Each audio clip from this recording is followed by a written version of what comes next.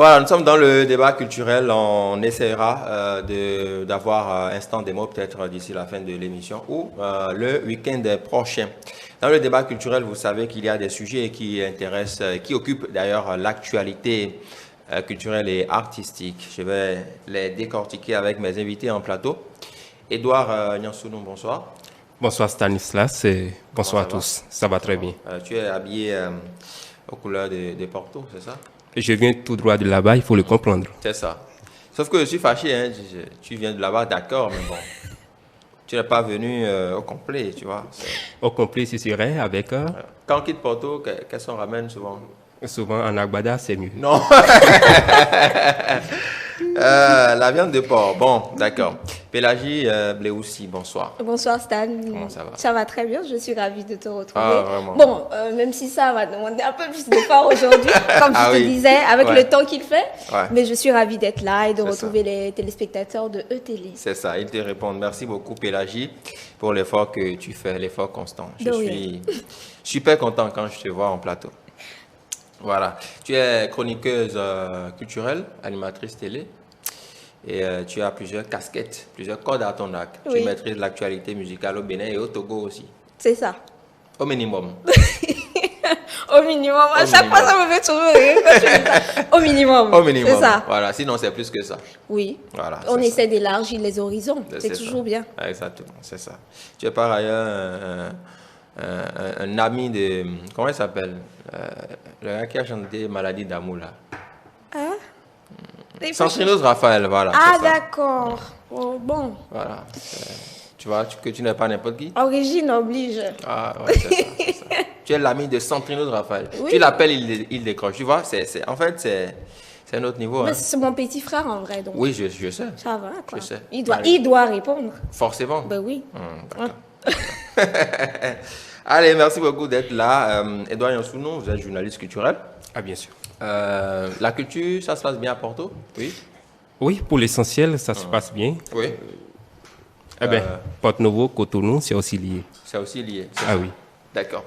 Alors, on va démarrer par le premier sujet. On a vu un peu sur les réseaux sociaux l'artiste béninois Ernest Kao. C'est vrai que pour ceux qui ne le connaissent pas, il a fait un long séjour au niveau de ce qu'on a appelé Tassi Brousse, ce téléfilm à succès, qu'il a davantage révélé sur les scènes et tout ça.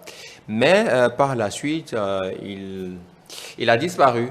On s'est demandé ce qu'il avait eu, puis des rumeurs l'avaient annoncé même pour mort, ce qui n'est pas le cas. Et on touche du bois pour que cela n'arrive pas. Oui. Voilà, c'est ça. Donc, récemment, il a fait une vidéo dans laquelle il a demandé le secours de tous les Béninois, les personnes de bonne volonté, parce que son état n'est pas des meilleurs. Alors, Pélagie, comment peut-on comprendre la situation des artistes béninois en général, partant du cas du NSKO, des artistes qui font notre fierté quand ils sont en forme, qui sont sur toutes les scènes, sous les feux des projecteurs, mais qui finalement sombrent dans la déprime, dans le dénuement total. Comment comprendre une telle situation? Alors Stan, je dirais que c'est tout à fait normal dans nos pays, que ce soit le Togo, le Bénin et peut-être même le Burkina, le Mali, le Sénégal, parce que les artistes n'ont pas la chance d'avoir un environnement sécurisé. Quand ils font des œuvres, quand ils vendent leur musique, quand ils vendent leur spectacle, dans le cas du doyen Ernest, quand ils font autant de choses, ils n'ont pas les retours qu'il faut. Parce que, par exemple, le doyen Ernest, moi, je l'ai connu quand j'étais enfant. C'est ça. Je me rappelle, j'écourtais la messe pour aller suivre Tassi Brousse à la maison. Et rassurez-vous, c'était au Togo. Donc, ça veut dire que toute la population togolaise connaît le doyen en question.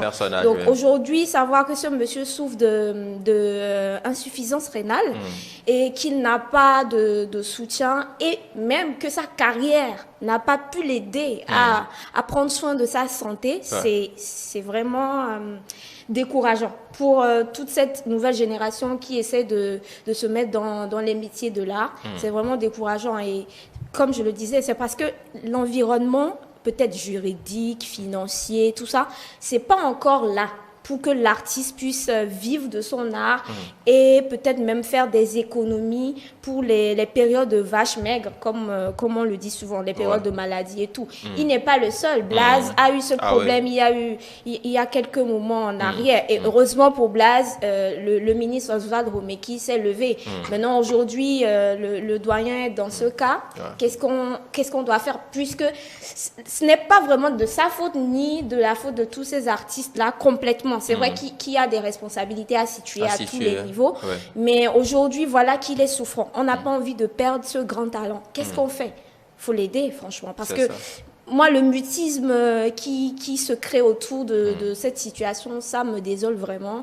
Et j'espère vraiment qu'on va trouver une solution pour qu'il soit encore là et qu'il aide. Pendant longtemps. Voilà. C'est ça. C'est vrai que la situation a fait quand même bouger les lignes. J'ai lu un peu sur les réseaux sociaux des autorités du ministère de la Culture, le directeur général du Fonds des aides de la Culture, certaines délégations qui se sont dépêchées à son domicile avec des enveloppes. Mais bon, ça ne suffit pas quand même. Il faut quand même que ça continue. Edouard, une analyse de la situation nous donne quand même de constater qu'aujourd'hui, les artistes doivent réfléchir autrement à la suite de leur carrière. C'est ça? Oui, je suis tenté d'être d'accord avec vous, Stanislas. Mais vous savez, être artiste, ce n'est pas forcément pour trouver de l'argent. L'artiste, c'est comme ce que vous et moi nous faisons aujourd'hui. Est-ce qu'il y a de l'argent dans cette carrière-là? Mais si la personne n'a pas de l'argent, comment va-t-il subvenir à ses besoins? Comment doit-il se soigner? Comme c'est le cas actuellement. Ah oui. Et lorsque cela se pose ainsi, on se demande comment est-ce que nous nous organisons en notre sein. Parce que être artiste, d'abord, c'est se mettre à la disposition du public, c'est servir le public. On n'attend forcément pas le retour de ce public-là. Alors, lorsque ces situations du genre arrivent, qu'est-ce qu'on peut avoir en retour? Alors, pour cela, moi, je pense que c'est de bon ton que les organisations d'artistes fassent quelque chose à l'endroit de Ernest Kao. Nous avons aujourd'hui un conseil national des organisations d'artistes qui regroupe en son sein plus de 237 associations d'artistes. Alors, prenons par exemple ce regroupement et que le président du conseil, le conseil demande à toutes les organisations de faire une cotisation à l'endroit de Ernest Kao. Je pense que cela va régler un tant soit peu le problème. Je parlais tout à l'heure de 237 organisations, au moins. Alors, 237, et que le président demande à chaque membre de cotiser, je prends un exemple banal, 5 000 francs pour aider Ernest. Nous faisons 237 fois le nombre de membres que nous avons dans chaque association. Ce serait un ouf de soulagement pour Ernest, parce que, vous le savez très bien, aider Ernest aujourd'hui, c'est beaucoup de moyens. Il a dit il faut au moins dépenser 200 000 francs en une semaine. 200 000 francs, ce n'est pas petit.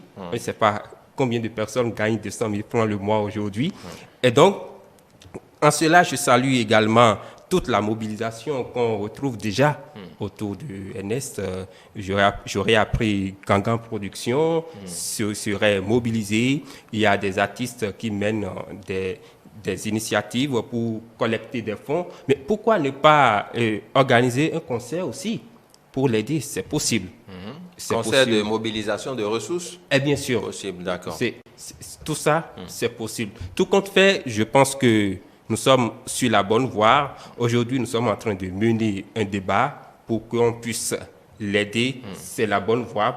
Parce que les cas du genre, on en a eu beaucoup dans le passé. Tout à fait. On en a eu, et puisque ceci devient un peu... Légion. Voilà, c'est ça. C'est pour ça qu'on en parle, parce qu'il faut quand même que ça s'arrête.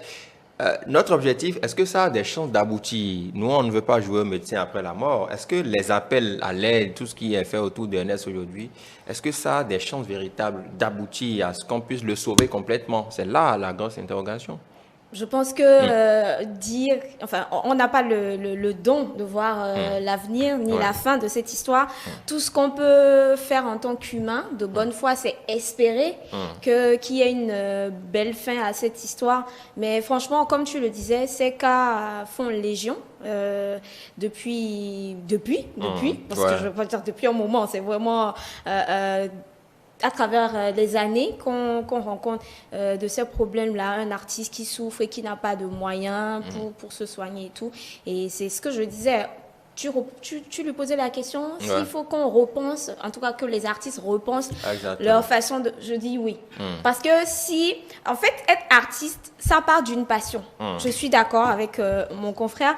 Mais quand on veut faire de ça une carrière, il faut s'assurer que le côté business soit derrière. Parce qu'on parle de show et business. Si tu ne fais que le show et que tu laisses le business, je suis désolée, tu vas finir comme ça. Tu vas finir pauvre, frustré et tout ça. Mais personne ne vient dans ce monde en se souhaitant de finir comme ça. Donc, je me dis qu'il faut vraiment repenser chacune de nos passions. Il faut qu'on s'assure de rentabiliser en fait ces passions-là, parce que ça ne sert à rien de donner de la joie à tout un peuple ou à toute une nation, et après à la fin de ta vie, tu ne trouves même personne pour t'aider, ou ce n'est que des miettes que tu peux recevoir par pitié. C'est vraiment pas possible. Alors que c'est un travail que d'être artiste. C'est vrai, tu aimes ça, mais tu travailles. Donc, tu dois pouvoir prendre soin de tes enfants, ta famille, toi-même et tout. Donc, franchement, repenser tout le système autour du métier qu'est la chanson, ou les métiers de la chanson, des spectacles, des arts vivants. Ce serait vraiment super. Une bonne chose. Ouais. C'est vrai. Mais on remarque, c'est vrai qu'aujourd'hui, les choses ont tellement évolué. Les artistes ont des cachets acceptables, pour ne pas dire de gros cachets. Parce que quand on regarde l'environnement au Bénin, c'est quand même des cachets acceptables. Et on ne peut pas s'imaginer aujourd'hui qu'un artiste qui a peut-être 2 millions, 4 millions, 8 millions, parfois même 10 sur un concert, puisse ne pas procéder à ce qu'on appelle l'épargne, économiser, et savoir que ça ne viendra pas tout le temps. Dans 5-10 ans, peut-être on ne parlera plus de lui, et donc son futur se prépare dès maintenant. Est-ce qu'au-delà du NSKO, ce n'est pas une leçon pour tous les artistes, pour toute personne, pour ne pas finir de cette façon? Parce que quand ces images circulent, ce n'est pas qu'au Bénin, c'est dans le monde entier. Et les gens se font une certaine image de nous, ce qui n'est pas bon. Il faut peut-être régler cet aspect, Edouard. Oui, je suis d'accord avec vous, Stanislas. Vous savez, l'artiste, il est pauvre au Bénin, mais cela ne veut pas dire qu'il est autant pauvre. Je préfère me répéter ainsi. Vous parlez des cachets tout à l'heure, mais oui, on a des artistes, si vous avez le talent, vous aurez les moyens de vivre votre vie comme cela se doit. Maintenant, comment se fait-il que avec ce talent, vous vous retrouvez au soir de votre vie seul, n'ayant même pas le minimum pour assurer votre vécu? Ça donne à réfléchir. Alors, je pense qu'il y en a beaucoup qui pensent que être artiste, c'est faire la vie. Faire la vie dans quel sens? Doubé. Ah, Doubé, d'accord. Manger la vie. Je vous donne la traduction littérale, alors manger la vie. Ah, d'accord. Alors, mais lorsque vous mangez la vie, il ne vous reste que vous-même. Vous n'aurez même plus vos propres habits, votre tenue, vos tenues, pour sortir quand même. Et donc, il y a beaucoup de ces cas-là. Alors, lorsque nous travaillons aujourd'hui, travaillons pour l'avenir et pensons à l'avenir. Il y a un artiste, comme je viens directement de Porto-Novo, il y a un artiste là-bas qui dit je ne sais pas si vous connaissez. C'est Bernardin, non? Ah oui, c'est bien. Bernardin Nungbo-Zungu. Voilà, il a bien chanté ça. Non, je pense que cela doit servir de leçon. Nous devons comprendre cela à sa juste valeur parce que nous en avons assez. Nous avons beaucoup de ces cas-là. Dans le même temps, nous avons des artistes qui vivent pleinement de leur art, de leur métier. Je ne vous donne pas le cas de Sagbouran Danielou, il ne fait rien d'autre. Il est artiste et c'est fini. mais il vit de ses conseils. Mais là, c'est un peu différent. C'est un peu différent. C'est des décennies de travail. C'est aujourd'hui que. Oui, mais faire un métier, c'est aussi le travail. C'est travailler pleinement. Travailler sur la durée, justement. Oui. Bien sûr. Aujourd'hui, nous avons de nouveaux artistes qui veulent récolter ici et maintenant, ce qui n'est pas. Il faut aussi comprendre que la vie, ce n'est pas récolter ici et maintenant. La vie, c'est travailler dur durant plusieurs années. C'est se rapprocher des aînés, apprendre d'eux et puis à la fin de sa vie, ou bien durant le processus, récolter comme cela se doit.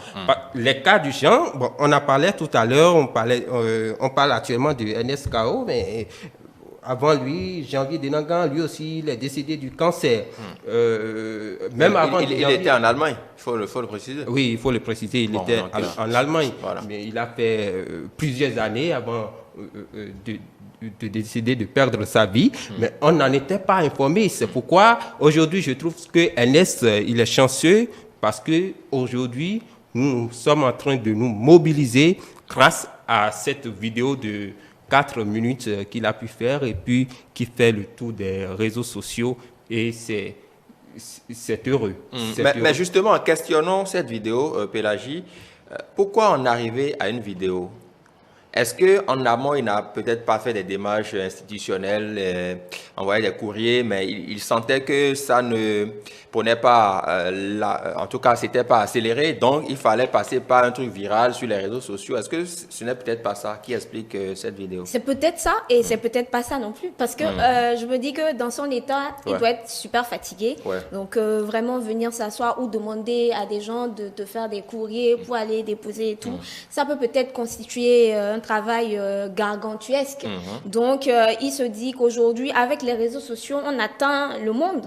Donc, pourquoi ne pas utiliser cet outil-là pour atteindre le monde? Et si par hasard, ça devient viral et que les bonnes personnes sont touchées, ça va régler son problème. Mais que ce soit dans l'un ou l'autre cas, moi, je ne trouve pas qu'il est mal agi. Parce que, au grand mot, les grands moyens. Il a besoin que toutes les oreilles soient attentives à son appel. Et c'est ce qui a été fait aujourd'hui. Nous tous, on en parle. On essaie de savoir si c'est 1000 francs qu'on veut donner, si c'est 500 qu'on a et tout. Et on prie, surtout pour que, parce que c'est Dieu le guérisseur. On peut avoir tout l'or du monde et ne pas retrouver la guérison. Exactement. Donc, c'est peut-être pour ça qu'il a utilisé les réseaux sociaux, parce que c'est powerful. C'est ça. C'est un moyen vraiment la force est incontestable aujourd'hui. Pour parler de ces choses-là. Mais vraiment, j'espère que ça va servir de leçon pour ces artistes qui sont dans la catégorie qui aiment utiliser leur argent à des fins inutiles. Parce qu'il faut dire que si tu as les moyens de faire l'épargne et tout ça, c'est bien d'en faire.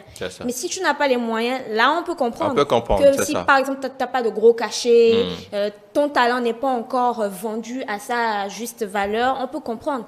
Mais si tu dois engranger 10 millions par mois, par exemple, pour finir avec zéro argent parce que tu as été trop en boîte, tu as fait trop la vie avec trop de femmes. Tu as fait une collection de femmes. Oui, parce que c'est vrai qu'il faut quand même réduire certains des vices du métier pour quand même assurer l'avenir. Parce que franchement, avoir des situations comme ça, c'est pas commode. Hein. Ah oui, et ça, c'est pas bien pour l'image de notre pays d'ailleurs. On va faire rapidement un dernier tour de table. On a parlé des artistes, d'accord, les organisations et tout ce qui va avec. L'État, à son niveau, que doit-il faire ici et maintenant pour sauver notre artiste? Edouard. Oui, je pense que l'État est en train de faire des efforts qu'il faut déjà reconnaître. Ces derniers jours, le 6 dernier, il y a eu une délégation du ministère des Arts et de la Culture au domicile de Ernest Kao avec à sa tête le directeur du Fonds des Arts et de la Culture, Gilbert Déou-Mallet. Mais quand on parle de fonds, vous savez déjà que c'est de l'argent.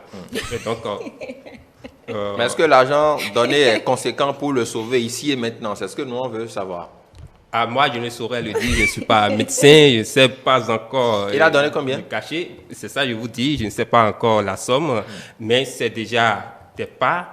Je voudrais qu'on fasse mieux parce que l'artiste, comme on le dit, c'est un ambassadeur. C'est ça. Un ambassadeur. Je ne sais pas. On parlerait d'Angélique Kidjo tout à l'heure. Je ne sais pas. Non, c'est pas évident. On n'a plus beaucoup de temps. Alors, c'est un ambassadeur.